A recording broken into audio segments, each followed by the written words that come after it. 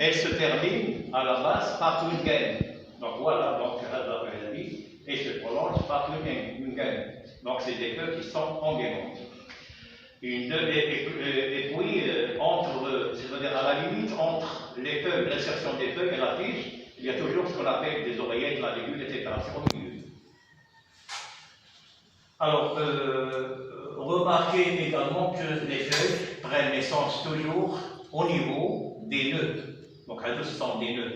Donc, c'est là où commencent les feuilles à faire leur apparition. Donc, elles prennent naissance à partir des nœuds.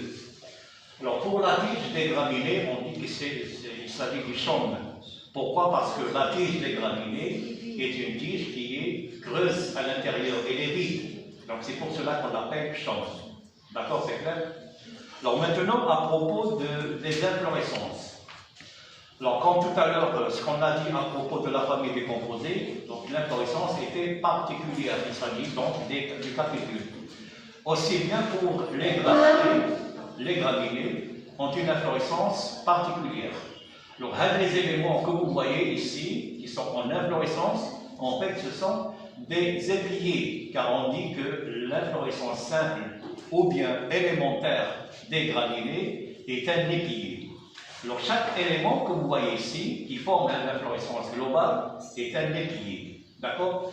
Les épillés, ils sont disposés, si selon des grappes, etc., mais on pourra dire qu'il s'agit d'une panicule,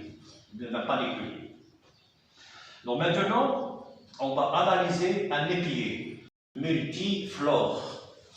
Alors, pour l'analyse des pièces florales, pour l'épier, alors premièrement, il faut repérer les pièces qui sont tout à fait à l'extérieur, que l'on appelle des glumes. Les glumes, normalement, ce sont des bractées.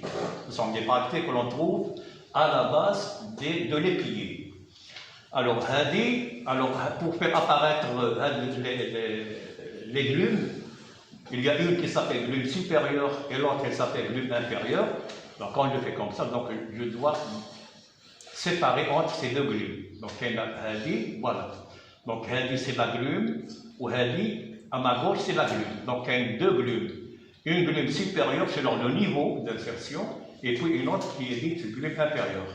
Donc, c'est des glumes qui correspondent en fait aux bractées, comme je disais tout à l'heure.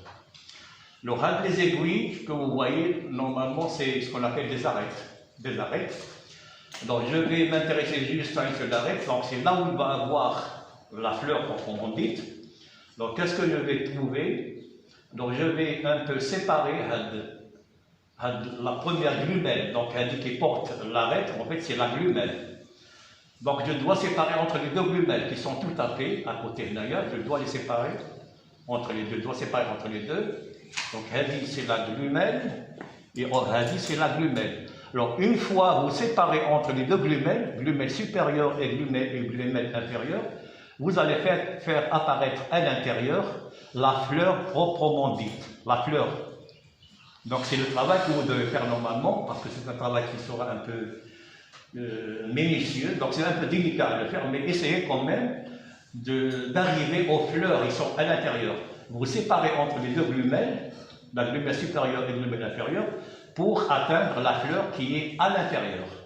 Et exactement, vous allez voir donc l'ovaire ici, on va avoir un ovaire qui est surmonté par deux styles qui sont plumeux car ils portent des poils, des soies. Et à la base, normalement, à la base même de l'ovaire, on va avoir des glumégules, ce qu'on appelle des glumégules. Donc, on a un ovaire qui est uniloculaire, on a deux styles. Donc, ça veut dire qu'il va avoir deux capées, mais seulement les deux capées sont soudées en donnant juste une seule loge, ovaire uniloculaire. Et il y a également trois étamines. Donc, l'endossé est composé de trois étamines. Et remarquez, les filets sont fixés au dos des anthères. On dit que les étamines sont doxifixes. Donc, c'est une fleur de cette plante même, de l'avoine, avec un des glémus, avec donc un ovaire de style trois étamines. Donc, c'est la glumelle, ce sont des glumégules, c'est la glumelle supérieure, et puis d'autres composés. C'est clair, vous avez compris?